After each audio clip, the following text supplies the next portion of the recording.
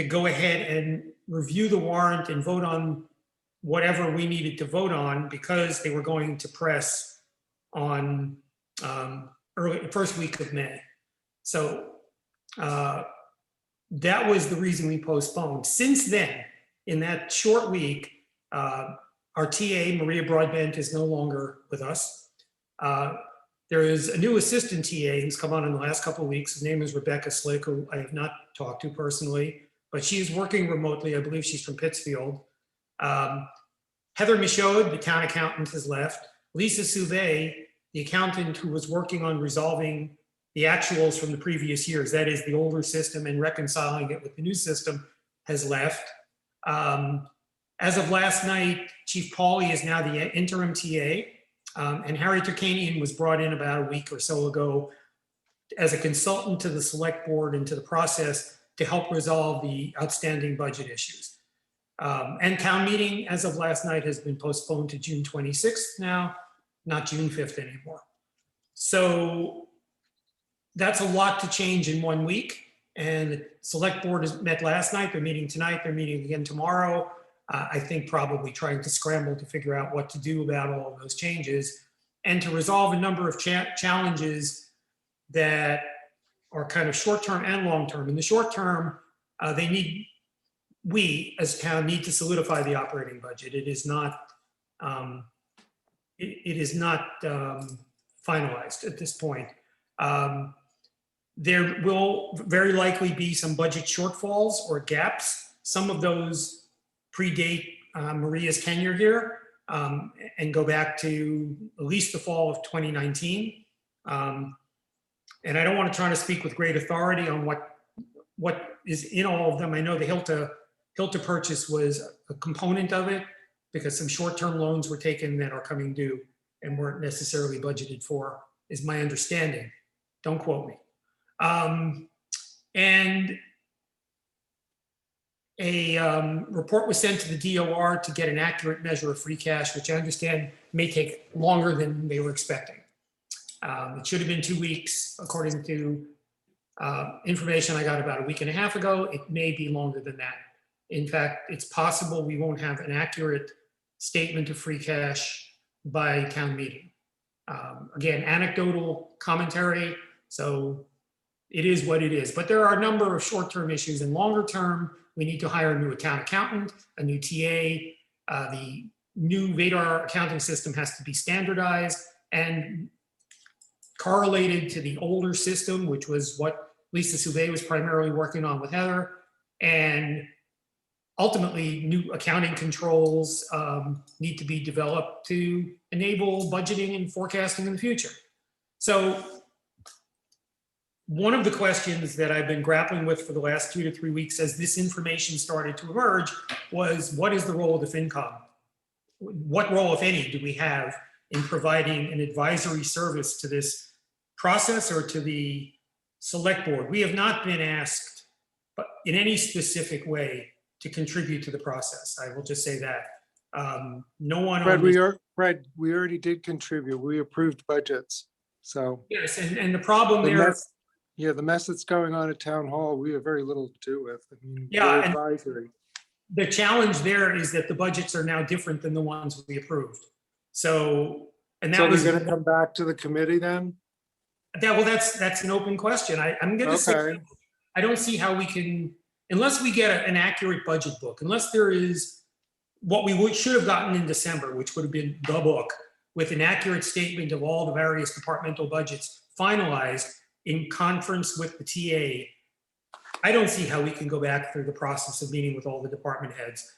It's an open question. I mean, it's absolutely an open question. And there are other sort of secondary questions or ancillary questions we can think about. For example, there's an open question about whether free cash or reserves should be used rather than an override to pay for the discrepancies in the budget, whether the town should employ a CPA firm to finish the work that Heather and Lisa were doing, whether the town should request an exit report from those accountants on where they were and what's okay left. So Fred, all of those things really should be done by town administration, not the finance committee. Well, and that if that is the sense of the committee, I'm just, you know. No, I understand, and I'm not disagreeing, Stephen, really, I'm not. You just want to talk about it, right? No, I want to just throw out there what the current status is of town finance. And Okay. the finance, and see if there is a sense on the committee that we have a role to play in being an advisory board on in any of these processes. If the answer is no, if we think as a committee, we should just sit back and wait for these things to play out and let town administration deal with them. Are we being asked for any input yet at this point? No, we're not. Okay, so why don't we wait to see what they ask of us and then take it from there? That sounds fair. Is it? Yeah, I'm sorry, Kathy. I have to look to the side to see it. No, that's okay. That's okay, Fred. I just wanted to jump in and just make sort of a blanket statement that'll kind of mediate just a little bit that we're not being asked, but there really kind of isn't anybody to ask. The budgets that we voted on aren't going to be the same. So we really don't have, we don't have an input or we do have input, but it might be on something that's totally different than what we did a couple of months ago. I would just, as an advisory board, I would like to maybe possibly make a blanket statement or put something out there that says, look, as the finance committee, as an advisory board, these are the challenges that we have, and maybe say, however, going forward, we would expect, to clear up some of the things that may have happened. Like we can't contribute on budgets and numbers that we are receiving that we don't have faith in. So, I mean, it's kind of on the selectmen, on the board of selectmen and the town employees or the town hired people to handle these, to get this stuff in place. And I feel like we're kind of adrift but I would say there probably shouldn't be a lot of new spending or frivolous spending unless we get a full understanding of budget deficits and where departments are and what happened that we got so far afield from things that we thought were going forward. So that's just my 2 cents about where we are. I don't think there's anything that we can necessarily vote on because this may all, change in 10 minutes. So what I'm going to ask then, and this is, I think, also to fold back to what Stephen was just saying, rather than do a deep dive on any of those questions tonight, if you would, through Karen, who, my screen is in the upper left-hand corner, and she's our new Rebecca, for those of you who may not recall that we have a new admin. If you have thoughts about how to represent the finance committee through this process to the TA or to the select board particularly, forward those through her to me, and I will put together sort of a composite if there is any commonality in the thinking, and say, look, my concern as a finance committee is, what is an advisory board if you never asked for your advice? Do we volunteer our advice without being asked, or what? So that's kind of an open question, right? It's always. So if you want to make a statement and you want to just say that we're available, I mean, that's throwing out something to them, a lifeline, I would think. I mean, I don't know, a message that comes to my mind is, what are you guys doing on the board there? Why is this such a mess? But that wouldn't be so pleasant, I don't think. Well, it's an unpleasant time in general. I'm sure that's right. 3 days in a row. I have to say, Fred, I would question our expertise in doing this. They've obviously gone through a raft of it. They've obviously gone through a raft of municipal accountants going back almost 2 years. So I'm no accountant. I don't, I do my best to keep tabs on the budget, but don't look at me to be able to solve any of this stuff. I don't understand basic municipal accounting. Yeah, that's an excellent point. Yeah, Jeff.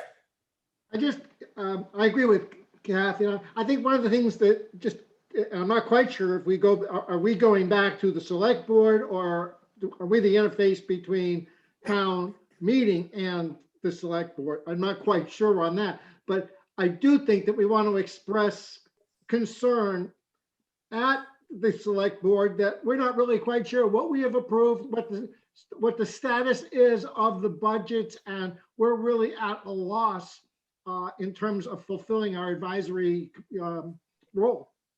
So to that point, we are an advisor to town meeting. We are not advisors to the select board or the town administrator.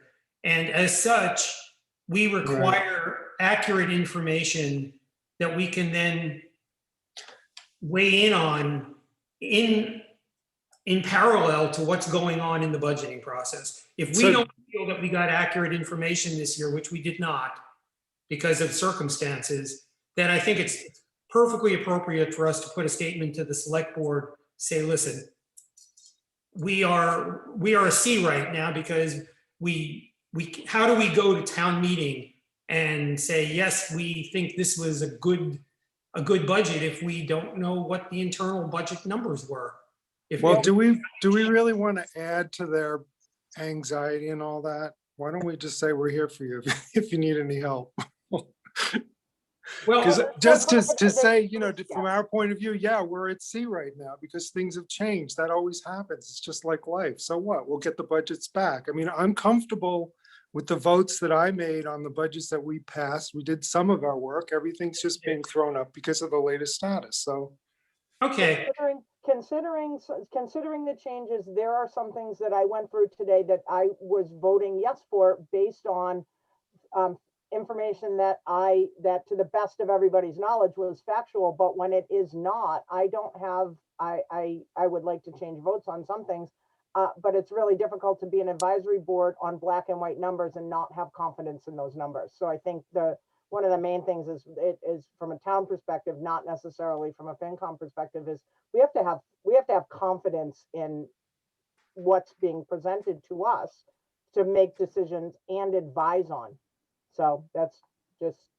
yeah, I agree. I mean, look, it's not like I want to create extra problems for Chief Pauly or Harry or the TA or the select board, but we do have a charter responsibility which we can either meet or not meet. And at this point, this was like Lucy pulling the football out from under us, among others, in that we are in a position where there were certain votes we took that were based on, we knew they were limited when we took them because we didn't have actuals in a number of cases for previous years, but we went with what we had.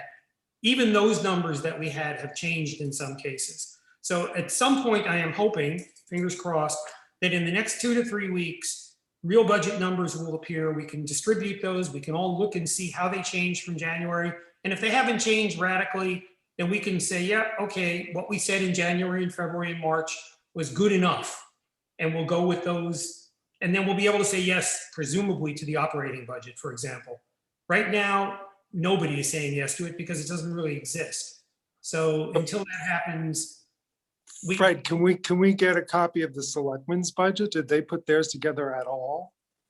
I haven't seen a selectmen's budget, so Then can we get a copy of the town administrator's recommendations? I mean, I don't know what we do with it, but. The ex-town administrator, yeah. There was something published about 5 days ago, right before Maria left, that was the TA budget. It's very terse. It is not. Recommendation, so right, she was just probably proposing cuts, so, you know. Yeah, so it is, take it for what it's worth, but I'll make sure everybody gets a copy of that. So moving forward tonight, there are some things we can do. I sent you guys basically a table put together today of the warrant articles that the Finance Committee has to, or that requires a Finance Committee recommendation or vote, and where we have previously voted on it, mostly as it applies to capital items. I noted that in one column. And I'm assuming that we can probably race through those tonight and get those out of the way. There's also the CPC stuff that we also voted on already, and we can probably, maybe even as a blanket, just say, yep, our vote still stands. There are some items, and they're in red in the document, that need our attention. Some of them it would be premature. For example, we haven't met with the Water Enterprise Fund yet. So until we do, there's no point, nor has the select board voted on that budget item. The operating budget I mentioned already. There's a few other things. And then there is a series of articles that Kurt Felix is bringing to us tonight. It was one article. It was dissembled into 6 separate articles by the select board. And I asked Kurt to come here tonight because they represent a fairly significant segment of the warrant. And that is at least one narrative we can get into tonight. And that would be to the question you asked before, Kathy, that would be the business I would try to cover tonight after we approve the minutes. Get through the ones we've already voted on, go bang, bang, bang, bang, get them out of the way unless we have. I move that we approve the minutes as written or submitted. Can I have a second? Second. I'll second. Has anybody read the minutes? They look good, by the way. Let's do a roll call vote. I say aye. I, I'm sorry, Stephen, Aye. Jeff, Aye. Woody, Aye. Kathy, I, Linda, Aye. Bob, Aye. Jen. Aye. I can't see if there's anybody else that is not on my screen. Is there anyone else in attendance here who's? I guess not. So what have we got? 1, 2, 3, 4, 5, 6, 8. 8-0. Karen, to approve the minutes. Okay. Okay. Can I ask a question? Yes, of course. Why did they quit? Was it financially related? You mean the accountants? Both, Well, especially the, I don't want to speak for anybody. I believe there was a mutual parting of the ways with the town administrator. There were issues that you could argue. I would refrain from discussing that in a public meeting. Yeah, and I'm not going to try to take a position. It was described as a mutual parting of the ways, and I think you probably want to have that conversation offline. my question, I guess, is more related to the accountant. Is it because of a financial ineptitude or understanding, or that we didn't get the right information? It seems like there's a disconnect between what we've got to this point and what may be reality. Again, I can speak anecdotally to that off the record with you, Bob, if you want. But there are confidences I have from conversations I had that I can't disclose anyway. So let's just table that for now, okay? Okay, well, I was just wondering why we have to go back to 0 after we've done what we've done, so no It's a- worries. It's a good question, and there's no clear answer to it. Okay, Well, let me just ask you a question. We went through the department heads' budgets. We have to go through all those again? Are they No. changed? I don't believe we do. But what I'm going to suggest is that at some point, all of those department budgets will be stabilized. Some of them are still in flux, as I understand it. There were cuts made a few weeks ago. Some of those were restored. I can't say that all of them were restored, but they will roll up as they should to an operating budget. When they're stabilized, I will make a point of getting the final budgets that will roll up to that operating budget, and we'll share it with the committee. And we'll have the opportunity to look at those budgets versus the ones we saw in January. And if they're not a great variance, I would suggest that we would be able to go forward and say, okay to the operating budget, because it wouldn't be a great variance to what we've seen before. My understanding is, and again, it's anecdotal because it ain't finalized, is that they're trying to restore the cuts that were made for the most part. That the departments complained about the cuts that were made a few weeks ago, and that the select board has been restoring a number of them, particularly in the personnel areas. But is every department getting back what they wanted? I couldn't even say at this point. So there may be outliers. Fred, can I just, again, really, just another statement. I'm really hesitant at this point to vote on anything unless we know that I mean, we can, we can vote on a chicken sandwich right now, and we don't know whether that's going to be, I would feel better voting to recommend things that I have a confidence that the select board has presented a budget, and if there is going to be a TA budget, that we are looking at those to recommend, and I think we're kind of the last people or board to look at these things. And I'm really hesitant to go forward and talk about any budgets or any articles and recommend anything at this point. Just because we don't know, we don't have an understanding of the full scope of what's going on. And I'd also, on another note, I'd also like to possibly just put a shout out to the selectmen that there is if you recall, when we were talking about budget shortfalls way back when we thought that COVID was the big BHAG and the big scary monster in the room, there is an opportunity and a procedure for short-term borrowing to cover budget shortfalls. And I think somebody needs to understand that and be prepped to take advantage of that if the town, in the worst case scenario, does not come up with a free cash number to satisfy the budget. So those are just going to be my two things for. Okay, so to that point, there are about 15 articles, give or take, that we already voted on. Capital items, for example, and then in independent meetings with the department heads where we said, yes, this budget looks fine, and they have not changed. They're in that sheet that I sent out, and also that the select board has already voted on. So we have the record of the select board having approved those same articles.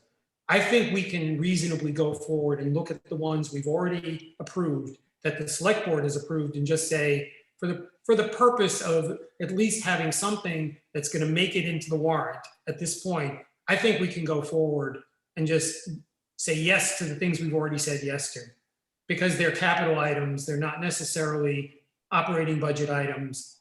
And I don't think it's a problem for us. That's my gut.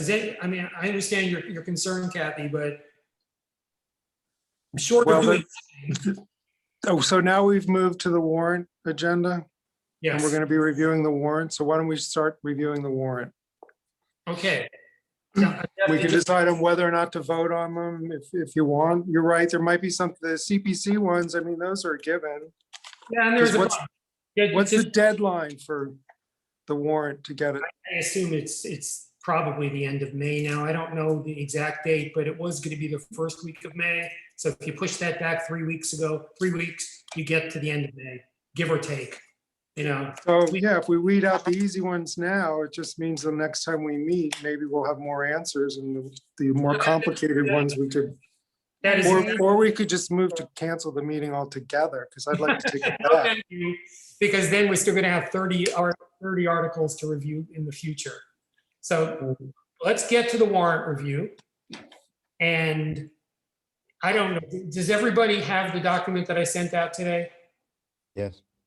Okay, this should be pretty straightforward, I think.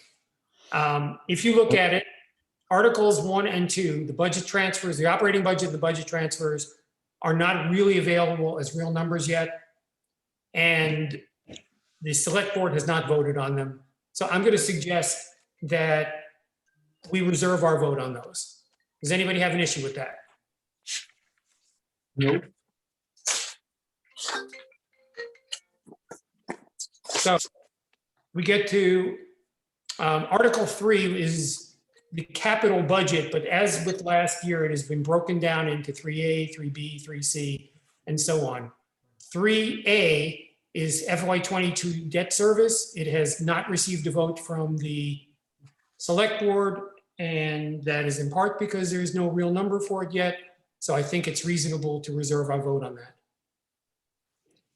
Article 3, in fact, Article 3B and 3C, replacing 2 police cruisers and replacing the Fire and Rescue Command Car 81, we voted 8-0 in favor of when we were voting on the capital plan. I would welcome a motion to vote on those 4 articles. Can we just put the our recommendations that we voted on already? Or we have to, Yes, we can. And there are 8 of us now anyway, so if we I don't wanted, think, I don't know if we want to take votes today. I think we can go through Yeah. this. There's so much uncertainty. Do we really need to vote today? that's a good point. We can read them through and then whoever wants to, the favor one to vote for or not vote, we'll just move through it. Well, I don't think that we should push off, things that are on regular schedule, regular replacement schedules that we've anticipated and have for a while, that kind of stuff, I don't think we should push off, because then next year we'll have 3 cruisers. yeah, I guess I'm not the dictator here. I'm willing to go the way you guys want to go. But I don't see the point in pushing off stuff we've already voted on that we don't have an issue with. The capital item is what it is. It's not going to come back as an operating change or anything else. If we voted on it, we thought it was good last fall, why would we not vote on it or at least recommend it now? Are we going back and recommending these again? Or is that, Do we already do that? I don't know. My thought is because we already voted on them, you can just put our vote at the time. Even though now we have 8, but the I'm last fine time with we that. didn't. So we- 6 to 1, half a dozen of the other. If you guys are comfortable with saying, if our vote was, unless we are at odds with the vote that we made before, that we will just maintain the vote we had before. I Exactly. think If we something should comes up, that we- maintain. What's that, Linda? I think we should maintain. We already voted on these. They haven't changed. Okay, I would go with what we already voted on. okay. as the recommendation, yeah. Yes. So that then 3B, 3C, we reserved our opinion at the DPW on the guard shack and canopy. The select board has already voted in favor of it. I would suggest that for tonight, we continue to reserve our opinion to our next meeting. Yeah. We can't do a deep dive on it anyway. 3E, F, G, there is no H for some reason. I and J, we already voted 8-0 in favor of. 3K is a duplicate of 3D. For some reason, it is exactly the same article. So same story. 3L, I don't know what that is. Substation roof replacement, it's in the DPW. It was voted on by the select board. I'm gonna need to get more information on that. There was a roof replacement that we looked at under the capital plan, but it was not for the DPW substation. It was at Mayo Beach. So I'm not sure what this is. So I think we I can. think it's the bandstand, What's that? Fred. I think it's the bandstand. The No, awning that's over coming up where later? they it's- have the it's square not- dance. coming out of Described CDC. as a substation roof replacement, not as the bandstand. Yeah. Oh, okay. Yeah, we voted on the bandstand, or we reserved our opinion on it. Keller's Corner, Mayo Creek, we voted yes. The basketball court, the backstops, and the bandstand awning, which is that one, we had reserved our opinion on those. Unless somebody feels we need to review that now, let's hold that off for another meeting. Anything we reserved our opinion on, let's hold off on, okay? I thought the bandstand thing, they were gonna go for CPC funds, because it's That's what I- community preservation, Well, right? we recommended that they do, and they were Oh, okay. going to look into it. But we didn't recommend that awning. We said you ought to look. Yeah, for go find it elsewhere. I was Right. surprised to see that again. Well, there's a few things like that. The financial system replacement, we were never asked. I don't even know why it's in the capital, probably because there's computers involved. It's $100,000. We were never asked to weigh in on that at all. I couldn't find it. Reference to the I think we need to spend the money. It just popped up out of nowhere, so I'll look into that. Shelving in the microfilm, we said yes. The Marina Enterprise Fund, we said yes. The Water Enterprise Fund, we haven't met with Jim Hood yet. Prior year invoices and the Wellfleet Police Union contract. Yeah, we have that's an easy, those are, Well, those aren't settled yet. easy. That's easy as long as we understand what prior year invoices were. I would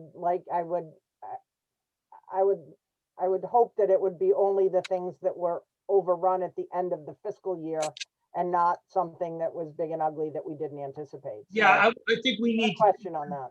I think we need more information on that because I'm concerned.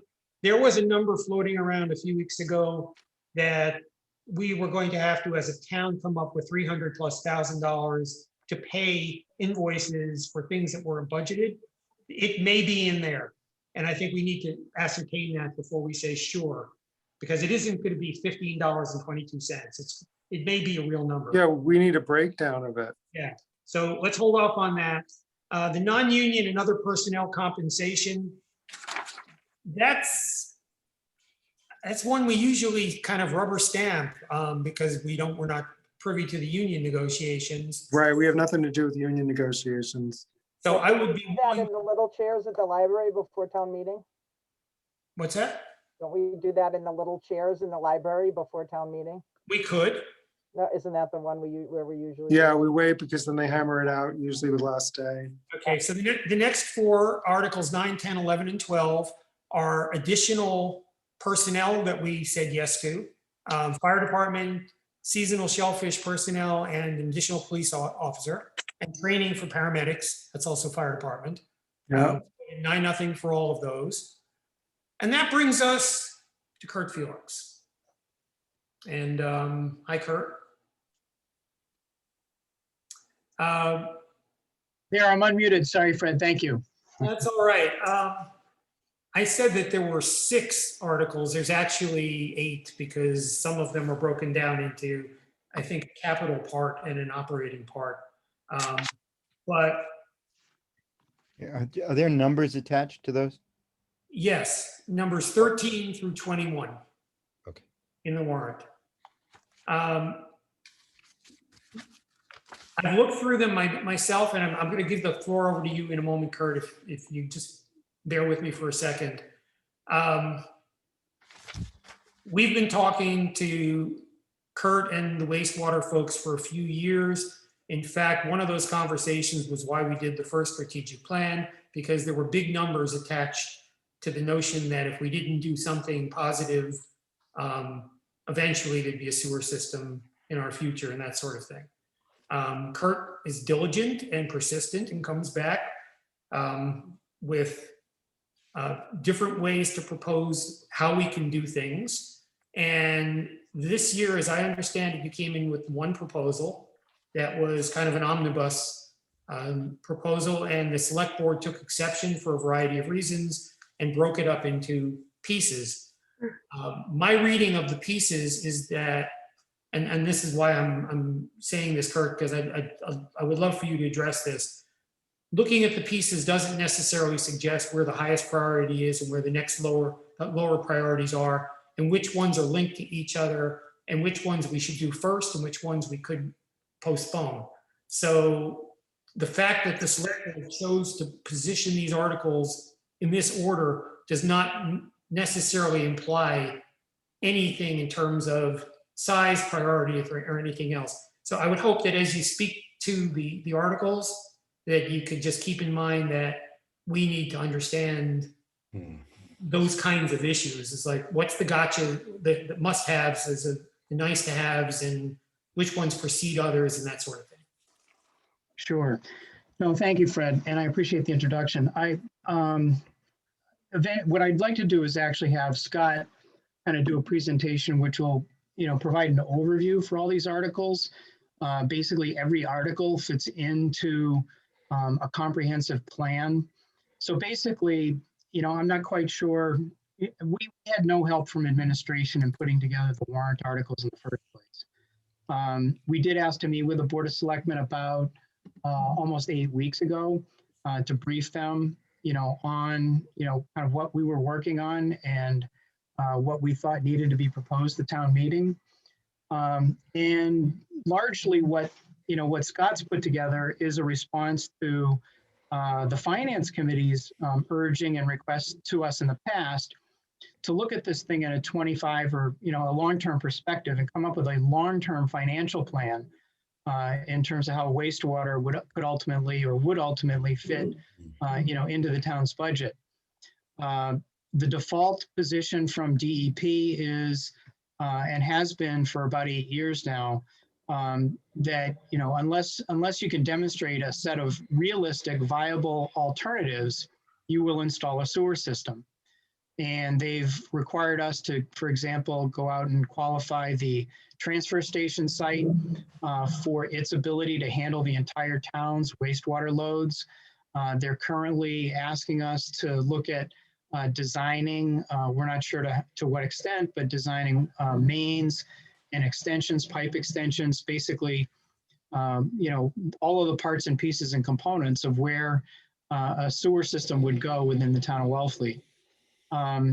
So what Scott's done is, you know, kind of look at a set of alternatives that would meet the same requirements as the sewer system. In other words, any proposal has to meet a certain nitrogen reduction target. So he's carefully crafted a set of alternatives, some traditional and some you know, non-traditional, that would meet that target. And we've been in discussions with DEP now for, you know, I would say several, well, it's a couple of years, but we've made a lot of progress in the last 6 months in, you know, in kind of getting them to think more concretely about this set of alternatives and how it would interface or how it would evolve relative to us eventually perhaps having to, you know, put in, you know, either a smaller sewer or sewer certain parts of the town, et cetera. So bottom line is that, you know, we've got you know, I think a plan that's significantly less expensive and meets what DEP is asking us to meet. In terms of your earlier question, how do we prioritize this stuff? It's the alternative, anything that we can't do or the town doesn't approve in the way of an alternative means we have to, you know, we have to add sewer connections. So, you know, it's one or the other or both as a mix. And some of that will ferret itself out over time as we find out which of the alternatives are working either as expected or better than expected or worse than expected. So it's that framework that I would put around the articles. And I don't expect that the board would necessarily want to, you know, make recommendations on these at you know, having not had a lot of time to think about this. So my hope was to simply have Scott present what the overall context is here. And then we can certainly address any specific questions to the articles, if that makes sense to you. Sure. Scott, before you get going, I would ask though, bearing in mind that you presented to us a few months ago, so to some degree, the science has already been laid out on, for example, the alternate septic system. At this stage of the budgeting process or the, you know, approach to town meeting, the original proposals in aggregate were about $6 million, and some of them were 5-year proposals. So if you could, as you go through your presentation, focus on what it will cost the town and what the benefit will be, and simplify it, net it down for a bunch of people who are not science dweebs and are really just focusing on the budget at this point and what can get through town meeting. Because if you stand in front of town meeting and say, I want you to spend $6 million, you have a different kind of challenge than if you stand in front of town meeting and have a set of proposals, some of which are less and some of which are quite expensive, and like that. Yes, understood, Mr. Chairman. Well, if you will, I have no more than a 5-minute presentation, 4 or 5 slides to summarize, and I won't go into great detail because, as you said, I'm sure most of you, if all of you, know some of this. But if I may just ask, let's see, can you see this first slide? Okay. Yes. Okay. Like I say, 5 slides. And I'll just start by saying, as Kurt mentioned, we've had, I don't know how many meetings with Board of Health, Concom, Select Board, DEP, Cape Cod Commission over the past several months, and we've been refining and refining. I think we do have a really good plan here that, as Kurt says, meets the objectives. We have a unique plan in that we're really trying to focus a lot more on than just simply complying with a regulatory requirement. The first at the top of the list is my sense is people in town really do care about the environment, the ecosystems, and water quality. So that's why that's at the top of the list. The second bullet refers to the fact that Kurt just mentioned. The Wellfleet, like every other Cape Cod town, has to do something. And generally that's either sewers or other things. So that's the Clean Water Act, that's the driver, that's the backstop to the lawsuit that the Conservation Law Foundation filed. And just as a reminder, they are still in court waiting and watching. The third one is we've refined a plan that will have quicker results, meaning if you do some of these things, it's likely that you'll see differences in the bay sooner. Groundwater moves slowly, about a foot per day. So just building a sewer might take 5 or 10 years to see benefits. Whereas some of the techniques we're proposing here, you might see the same season that we recommend installation. As I will show you, I'm only going to show you 4 or 5 slides. The last slide is the budget, and you'll see that this approach is substantially less costly. When I was listing people we've met with, I failed to mention the affordable housing group in town. We've had a number of meetings, and they've been incredibly good. I'll talk briefly about the 95 Lawrence project, which frankly, I think is a real win-win. If this project goes forward, and that's one of the articles, not only will this provide affordable housing, but will also help clean up Duck Creek. I can tell you I work on a lot of affordable housing projects around the state, oftentimes in opposition because of the water quality impacts. This project, again, will actually make water quality better. I would hope, and I've said this publicly many times, that if this project goes forward, not only will it help clean up the bay, but I'd like to see the town get an award for providing affordable housing and cleaning up water quality, because hasn't happened very much, if at all, in my experience. The next bullet deals with co-benefits. A lot of the strategies we're recommending are things that would provide local jobs and other so-called co-benefits. And then lastly, and perhaps most importantly, the plan really looks at long-term effects on climate change, sea level rise, mitigation, etc. This is a quick schematic of the plan, and I'll kind of go left to right. The nice thing about this is a pretty diversified portfolio, if I can use that sort of analogy. It involves, again, in water as well as at source. And I'll just quickly run around. Mayo Creek restoration is part of the plan. We have a proposal to build a so-called permeable reactive barrier project down right along the shoreline along Duck Creek. And we met today with Mass DEP. They're very excited about it.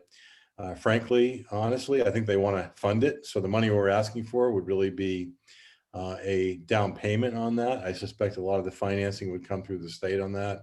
PRBs are a really interesting opportunity to basically install a barrier that intercepts the groundwater on the way to the bay. And there are a number of towns, including Orleans, Falmouth, Mashpee, that have been experimenting with this, and it's working very well. So we think there's a great opportunity. Herring River project has been going on for a long time. When it does happen, there's no doubt it's gonna provide some real nutrient benefits.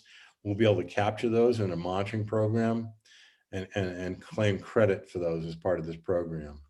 As Kurt mentioned, the town has engaged with GHD engineers and have just completed a thorough study of the transfer station.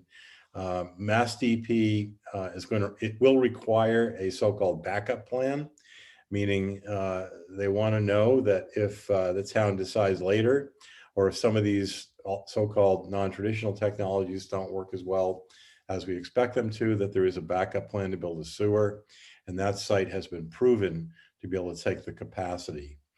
Next, there are some so-called downtown sewer areas that have been identified as part of past studies, one by Woodard and Curran engineering firm, another by Environmental Partners. Those plans are in our plan, but as backup plans. And options. If the town decides at any point to go forward for whatever reason, that'll be an option. If they decide not to and try the other alternatives, these will be backup plans. And then again, 95 Lawrence up here, which I've already talked about. Quickly skip over, there is a project before the state DOT right now to do improvements out on Route 6. And part of the plan is to upgrade stormwater projects, because stormwater, in addition to wastewater, is a significant source of nitrogen to the embayments. And I can tell you back in 2014, 2015, when I was working as a consultant to the Cape Cod Commission and participating in over 100 public workshops throughout the Cape, I clearly remember at least 4 workshops here in town when we started talking about water quality, and a lot of hands went up. They said, what about the Route 6 drainage? So we have a project right now that is going to be built, and we are lobbying the DOT and DEP to integrate so-called green infrastructure solutions into that project. So that's part of our plan. The other things that don't have call outs here, but are critical parts are, of course, shellfish aquaculture. I've been working very closely with Nancy Chavetta and Johnny and others. I attended the recent Shellfish Advisory Committee meeting. Our plan is to have that be a very small part of the plan, but to have it be part of the plan. There are at least 7 towns on Cape Cod who have it as part of the plan. As far as I know, Wellfleet's pretty close to a leader in the state on shellfish. So I see no reason why it shouldn't be part of the plan and get credit for the very good work that your shellfish group and industry is doing. The evidence is that industry is slowly growing, and our plan would claim a credit of roughly a 4% growth rate per year. One of the, probably I think the smallest articles going to town meeting is to provide Nancy and her staff a little bit more money to back up that program, continue a sustainable growth program. And then the last thing, and perhaps the most important here, as one of you already mentioned, one of our cores of the program is the innovative and alternative septic systems. There is a new generation of systems, I say new, for the last 5 or 7 years, not like the last 5 or 7 weeks, that are really becoming proven to be very efficient at removing nitrogen. Interestingly, many of them are based upon wood chips bioreactor. So essentially, if I can overly simplify for a minute, if you can picture a tank between your standard septic tank and your leach field, and that tank is filled with wood chips, limestone, and a very low power aerator, that brings the nitrogen removal from something like 25–30% up to around 90%. There are 3 of these commercial technologies and a number of proprietary technologies that have been tested over at the Mass Military Reservation at the so-called Septic System Technology Test Center, which is one of 4 sites nationally that's recognized for developing and testing these technologies. So these are in the process. They are approved by DEP today, and we've made them a pretty important part of this program. We think it's a much more cost-effective approach. And this is the last slide that I'll show you, Mr. Chairman. This is the summary of costs. And what I'm showing you here is 2 options. And this really goes back to what Kurt said and what you said, Mr. Chairman, at the beginning. And that is something, I think, just to kind of put it in my own terms, something has to happen here. And the default position is a traditional sewer system. So on the right-hand side, and these costs are in millions of dollars.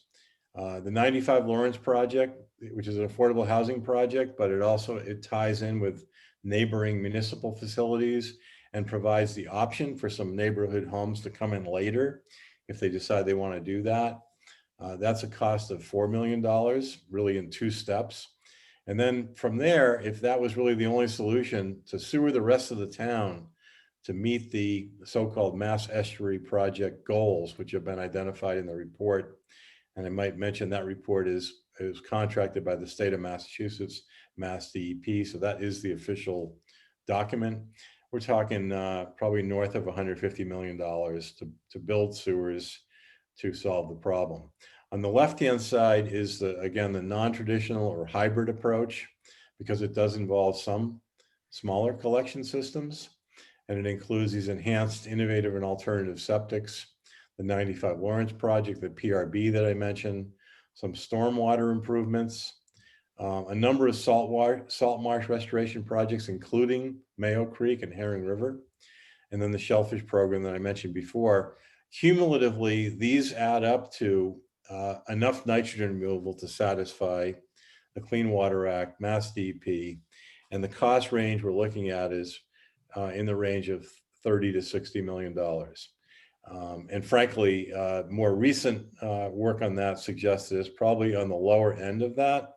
And I can certainly get into that if you'd like, but I don't want to take the time unnecessarily. And also on the bottom, we've put this on a $1 per kilogram basis, meaning how much money will you spend to remove kilogram of nitrogen. And you can see it's about a 4 to 8-fold difference between these two approaches.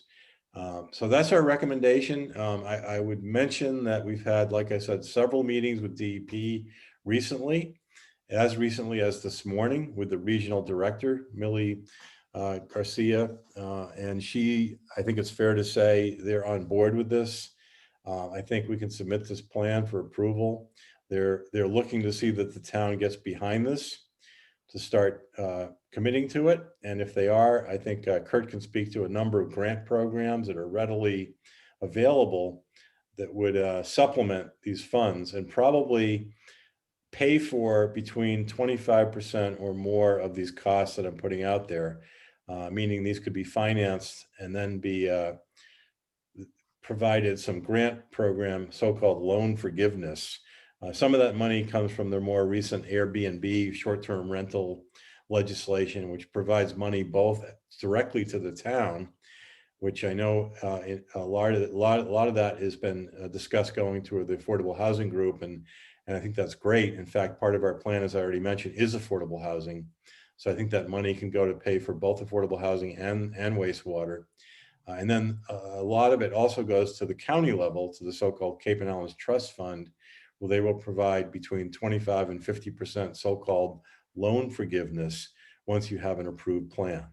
So we're ready to submit this plan. We're ready to get it approved. It needs financial support to get going on it. And I guess I'll stop there, Kurt, and see if you want to add anything. And certainly happy to answer any questions, Mr. Chairman. Thank you, Scott. Kurt, if you have something you want to say, please do. Otherwise, I throw it up to the committee to, ask whatever. We haven't gotten into the individual articles yet, but that's another step.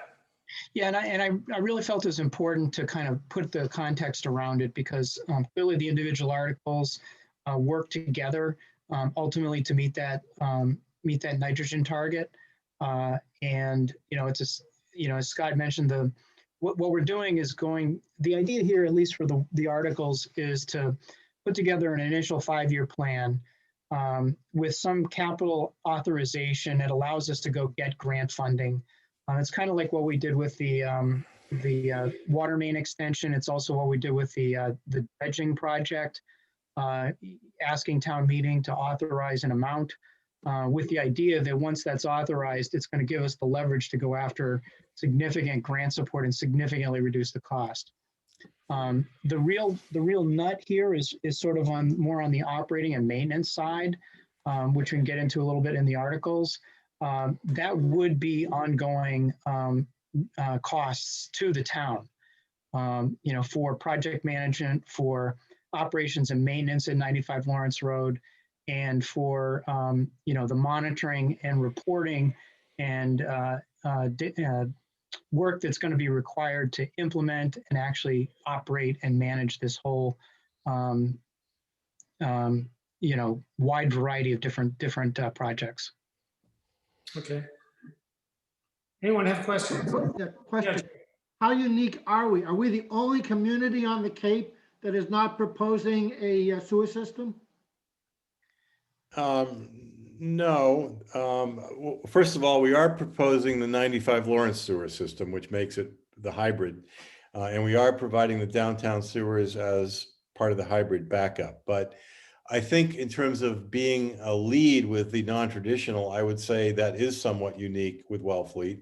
Most of the other communities have opted for, sewer systems. And those would include the more urban areas. Obviously, close by is Orleans, which is just getting underway. Orleans does have a fair amount of so-called non-traditional. They have a PRB, they have aquaculture, they have innovative and alternative septics. So many of the things on our list, they have as well. Although percentage-wise, the Wellfleet plan is heavier on the non-traditional and lighter on the central sewer. But again, providing the option to change that at any point in the future if the town decides to alter the plan. It just seems politically, I mean, especially with the hook to the 95 Lawrence, if you guys could get some press going, I mean, even nearby with the Provincetown Independent, or look at who has been writing favorable articles about the whole Herring River thing. I think there are politics here, and the more we could get some support going, it would really be beneficial. It's a great work, guys. This stuff is amazing. Thank you. Thank As you. one of our members. A question that I've had, I think, in talking to Kurt, and it's even more pertinent now that the articles have been broken up into parts. You said you've been talking to the DEP on a regular basis, and I think there's a number. Is it 20,000 kilograms of nitrogen have to be removed?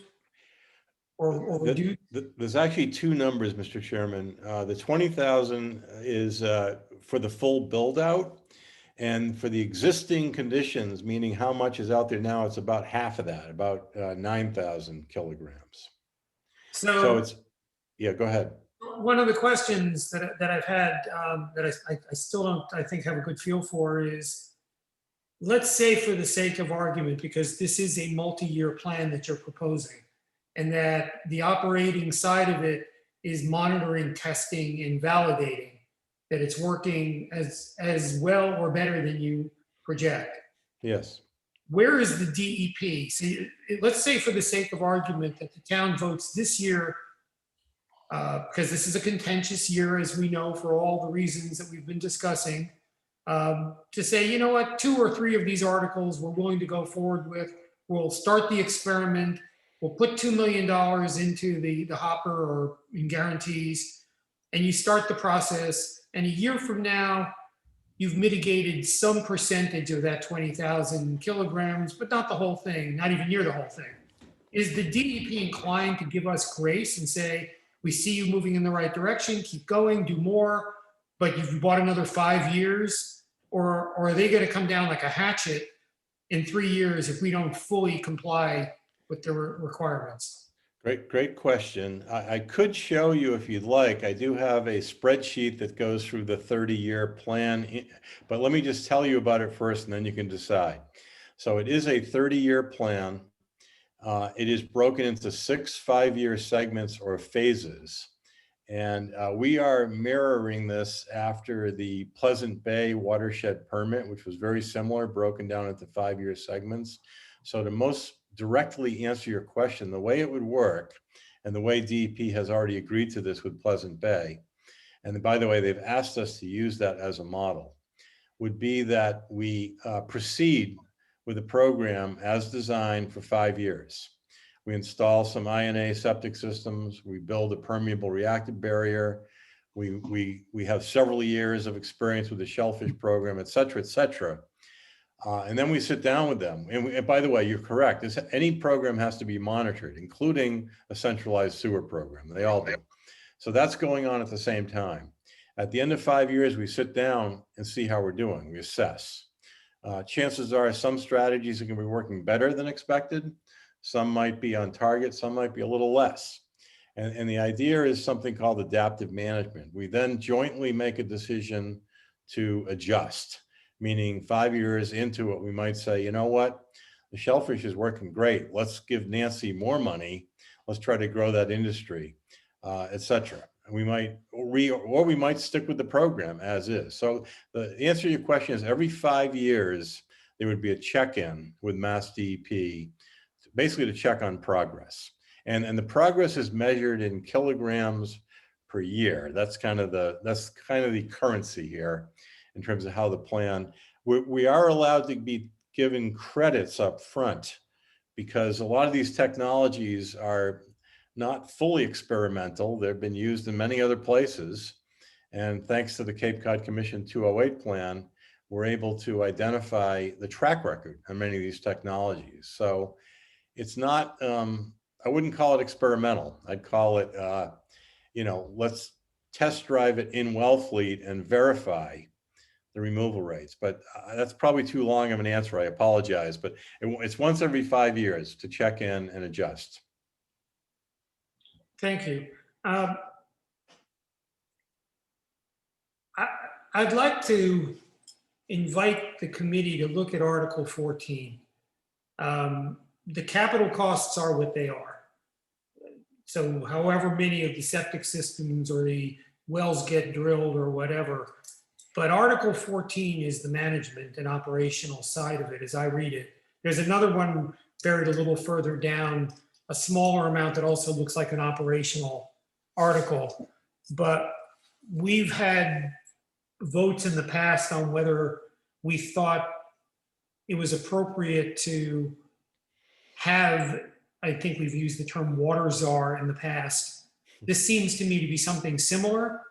And I'd be curious to know what the committee's, you can't have, as I understand it, tell me if I'm wrong here, you can't have Article 13 without having Article 14. You can't be starting to sink these septic systems or do the PRBs or whatever if you have no one to monitor it, measure it, and oversee it. Is that a reasonable statement? Brad, Article 14 is a proposition to create a position. Correct. This. That's what this is about. So on the one hand, and I'm not saying we're the final word on this, obviously, but let's say we buy the narrative for the sake of argument.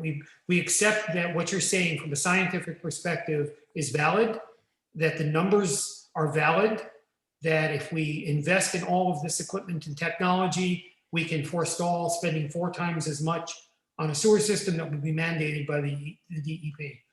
Yep, and then we're going to need somebody to run it. That does make sense. So my question would be, can you use a consultant firm for this position? But that's as really, opposed to creating thank a you, new thank you. position? That's really the question, isn't it? At the end of Also, the is day- this something that was looked into to share with Truro? What are their needs? Because we share a watershed with Truro. Yeah, I'll mention, we have engaged conversations with both Truro and Eastham on this project. And there is a lot of encouragement, both from DEP and the Cape Cod Commission, to regionalize to the extent we can. And I can tell you that Emily Beebe, the health agent in Truro, has been quite involved. And I would say is very supportive of what we're proposing, and would not be surprised at all if they would be interested in somehow sharing in the management of this. So I think it's an excellent point. I think ideally everything goes forward at the same time, but this is, town meeting happens every year, right? So this is something, the management of it, and I don't want to speak out of turn here, Kurt, but this could, there are some things here that could get going. And then with the help of the neighboring towns, maybe develop some sort of a management strategy. That's an interesting idea that we really haven't talked in detail about, Kurt, but I think it's a possibility. But I think one of the reasons we bring this up as a finance committee, regardless of our individual biases, is that we recognize where the impediments are going to be in town meeting, that there are certain there's a certain amount of inherent opposition to creating new positions in the town, new departments. I am always interested in what the governance is going to be, who's reporting to this person, or this entity, this role. There's a lot of questions around doing anything like that, quite apart from the cost. Even if it was $1, you'd still have some of those issues, and it's not $1. So personally, I think that is where I would begin, at least to drive out what needs to be done in the short term and the longer term, because in either case, you're asking for this role to oversee. Right. And I'd have to say, I agree that the role is needed, but at this point, you're throwing it all in when you're asking for a lot more money. It might be a softer approach to go for the 200 as a consultant. So you don't have to go through the rigmarole of submitting, coming up with a clearly defined job description, submitting it to the personnel board for their review, and then bringing it to town meeting. This would all, this is a lot of money here.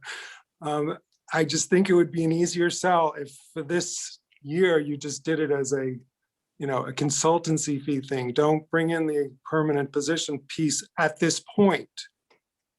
Or is it shared cost as we've discussed? Scott, is this person you, or are you going away at some point? No. I mean, I'm not applying for the full-time position. I am enjoying this project tremendously because of the people that I'm working with and the mission here. And I'm happy to stay on and help as long as you would have me. So I'm available as a consultant, but no, I'm not. This is not being proposed as a position that I'm interested in applying for as a full-time job. No.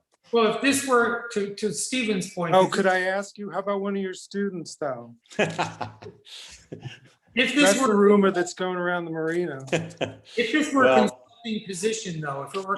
I think to be all honest, I think that ultimately, if this program goes forward, you're going to need a staff person running this. I think that's Oh, definitely. makes sense. Yeah. I don't disagree that it's something that, and Kurt, I hope you're not kicking me under the table, but I think that the program I could get going on a consultant basis, but I think you're gonna, and it may or may not. I might be able to play part of it, but there might be other people involved depending on the components here.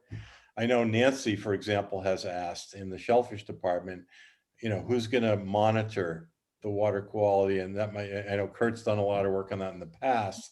You may need to bring a group in like the Center for Coastal Studies. So yeah, there's different ways to skin this cat, I think, on the management side. But I do agree with Kurt that ultimately this is would most efficiently be a staff person. I mean, and may I comment there, Fred? The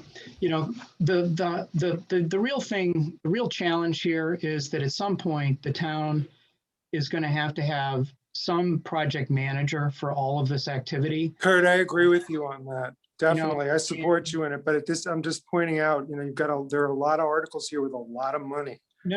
If you come in with something like this and you don't have a clearly defined job description that people can understand, you might be jeopardizing it. Just be easier to go. I realize we did that 2 years ago. When we proposed this before, it passed a town meeting. It failed at the ballot. So I think the voter generally understands kind of what's going on here, and I think the heartburn that I feel is that at the end of the day, somebody has to make decisions and be responsible. And I'm not sure you want the wastewater committee or a bunch of volunteers representing the town and making those decisions. Oh yeah, definitely. No, I agree with you. I'm not sure. And at the end of the day, the consultant has to have a charge from somebody. The town administrator is not going to take on this role. We've talked to Hillary at length about it. The amount of responsibility. Right, but you haven't created a role yet. What do we know? What are the responsibilities? Do you have a job description you want to send to me that I can look at? Yeah, it's the same job description that we presented before that went to town Before to the meeting. personnel board? Yeah, Yes. and that didn't pass, right? Well, it Okay. passed at town meeting and failed at town ballot. Right. So the idea has been presented before. I think fundamentally people get this. And when you add in the responsibility, tagging the responsibilities of the water system, you're talking about, potentially like $12 million worth of infrastructure, and somebody's got to run it. Somebody has to run it. And we as a community have to decide how that's going to happen. Right. Yep. This is More alternatives we have out there. I don't think we're disagreeing in principle here. Yeah, no, I'm not. I mean, the I concern- know how long Kurt likes to talk, and we could go on all night, but I'm fine with everything, so. The concern is, this is a weird year, as we know. Oh, yeah. There's an awful lot of interesting things going on in the town right now in terms of governance, because there are gaping holes at certain positions that will have to get filled, and the process by which we're getting to a budget and a budget that's going to get proposed at town meeting is not clear at this point. And then if you stand up in front of town meeting and say, we need this amount of money to do something, to Stephen's point, that isn't crystal clear in terms of its value and how it's going to get run and who's going to run it and the timeline and what it's going to cost the town on an annual basis and all of that, you stand to get dashed on the rocks, and you only get so many chances to fight that fight, right? So that's, I think, where we're coming from. I think in principle, I'd be surprised if anybody on the committee disagrees in principle that water management makes sense. We've been with you on this journey before, and I think we generally, and many of the same people who said, yeah, it makes sense. It's the dotting the I's and crossing the T's that has been the question, not the principle of whether this is a good idea or whether it even makes financial sense in the long run. But people don't think long run. They think, what is it going to cost me this year? Oh, you want 6 million or you want 5 million or whatever it is. That's the number people focus on. And that's the hump you have to get over. If you make the case that it's an important thing to get done, the next case you have to make is that it's an important thing to get done now. And that'll be the challenge going into town meeting in 2 months now. So it's Can I just, just ask, is this going to be an override? I mean, it's going to be a ballot question too, or is it all part of the whole? The Do you know capital that? items, yeah, the capital items are clearly capital overrides. Okay. Yeah. The operating side of this, the Airbnb tax, the revenue that the town's bringing in is $600,000 on the Airbnb tax right now. What we're talking about for an O&M component is like 432 in total. So there's $200,000 more coming into the town right now from the Airbnb tax. And that tax was originally conceived as being for wastewater management. So, at least on the numbers, there's a surplus there. That Airbnb tax, if it's in, the town's talking about increasing it from 4% to 6%. If it is increased to 6%, the estimates are it'll probably be bringing in about $900,000. So, the O&M component is actually paid for already by the Airbnb tax. Okay, so then it should come out of that. It shouldn't I be a agree. I agree. budgeted item then. I agree. How independent are Articles 13 through 20? I mean, can you envision where we have some of these get passed and others that don't? I don't understand how these are all broken out like they are. You'd have to speak to the Board of Selectmen about that. This doesn't make much, we're gonna spend a town meeting. Oh, Yeah. Well, They- you know what? they I have were to all part of say, one come a article. long way than from 5 years ago. There are, if I may, Mr. Chair, they were all packaged together, and I think there was a lot of logic to that. For whatever reason, they've been broken into multiple articles, and I certainly don't want to guess on what's the better way to go in terms of success at town meeting. But in terms of priorities, the 95 Lawrence project, the town has committed to in many ways, and it's a great project. And it seems to me that's something that would be a real serious step backwards if it were not funded. The I&A program, these septic systems, that's the option. Really, when you look at the core of the kilograms per year, that's the driver in our program. And those systems need to get put in the ground, tested for them to achieve what's called general approval, which is a 3-year process, which would be the brunt of the first 5-year phase. So And let me just add one thing, Scott, there Yep, too. I didn't yep. mean to interrupt, but the other thing about the enhanced IA is every single, Yeah. every single month, there's a septic system that's going in the ground that we're going to either have to dig up or do something about because it's not one of these advanced systems. And we install about 60 of these a year in the town of Wellfleet. If we don't do anything, we're just digging the hole deeper.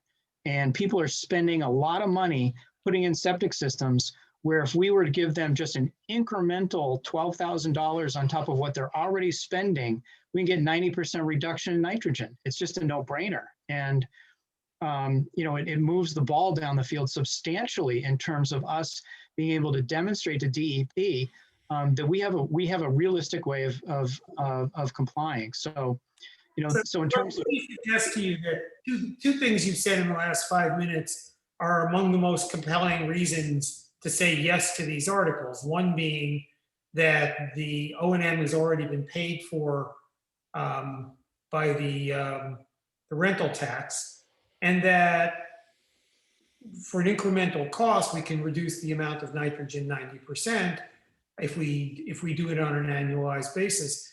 Those are 2 points that I hadn't seen in the presentation before. It seemed pretty directed. And I guess I would, just personally, I would recommend that you bring those things front and center.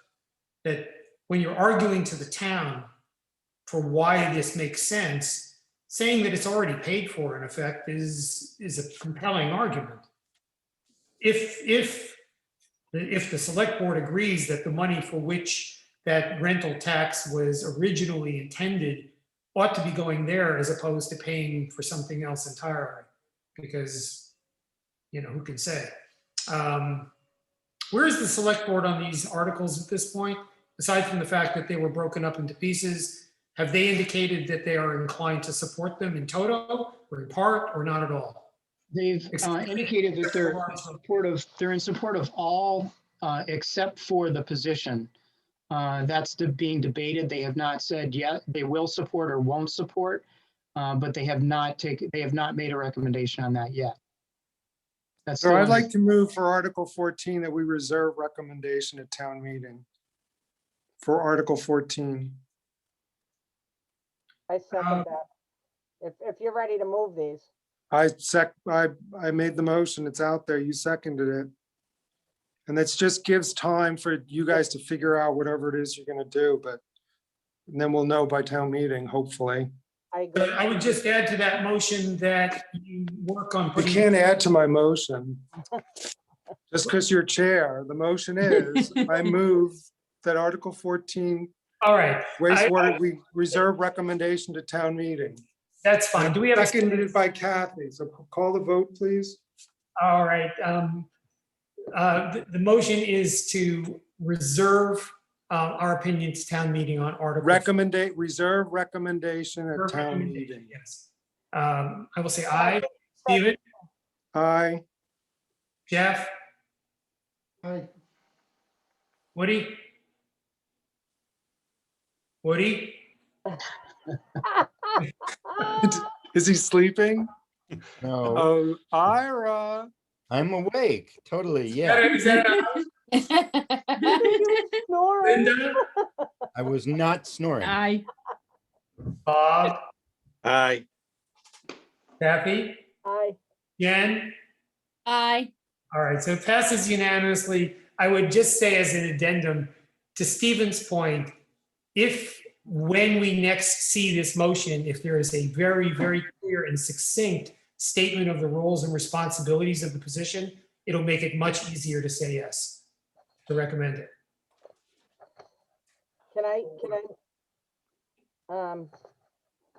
Fred, were you gonna make a motion to take all of these and can I make a motion to reserve the right, whatever Steven said for the Recommendations to town meeting? recommendation? Yes, I was going to suggest that. I hope everyone's had a chance to read them though, and if you have questions, specific questions now for Scott and Kurt, this would be the time to ask them on any of the motions that any of the articles that they're proposing.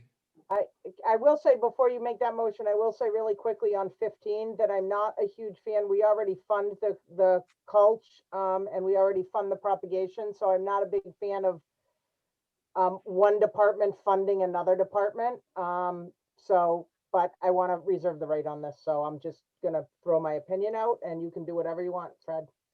Yeah, no, I think we can reserve our recommendations on all of these. In fact, I think Kurt, you had suggested that was what you expected for tonight, that you were here to present these ideas, and we'll have now almost 2 months to chew on them before we have to make our final vote on them.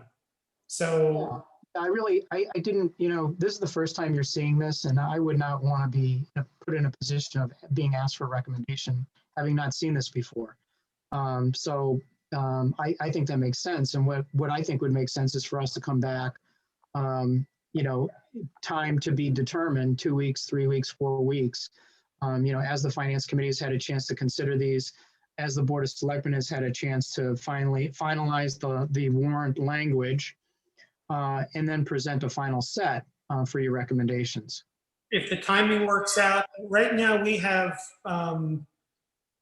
made recommendations on 27 articles and reserved our opinion on 22 of varying sorts.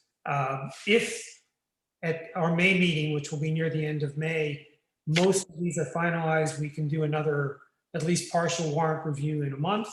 And if it makes sense, if, to your point, if those have been firmed up and if there is more information, we can do it then, or we can push it out into June and get closer to town meeting, since it's now at the end of June. So we will have 2 more meetings before town meeting, one in May, one in June, and there's time enough to kind of review and revisit this before town meeting. Yeah, and I would just ask you to let us know when you want to come back. Absolutely. My inclination, my gut right now is it'd be more likely in June than in May. Because they're just giving everybody more time to get their stuff together. Literally. Now and then. Well, thank you, Kurt. Thank you, Scott, very much. I think this is, it's not like we haven't heard variations of this story before, but it's a good story. And I think each time we learn a little bit more. Terrific. Well, thank you all very much. We really appreciate it. Thank you. Thank you.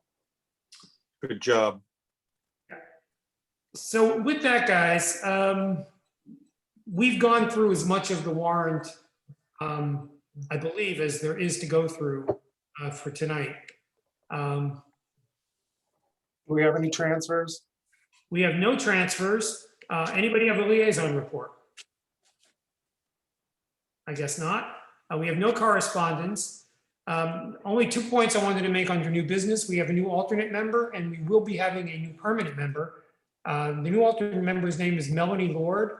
And I don't know what her exact title is, but she does the finance work for Max.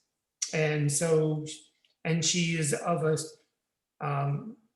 she was brought to us by Sarah Robin and has kids in the school system and knows finance and is eager.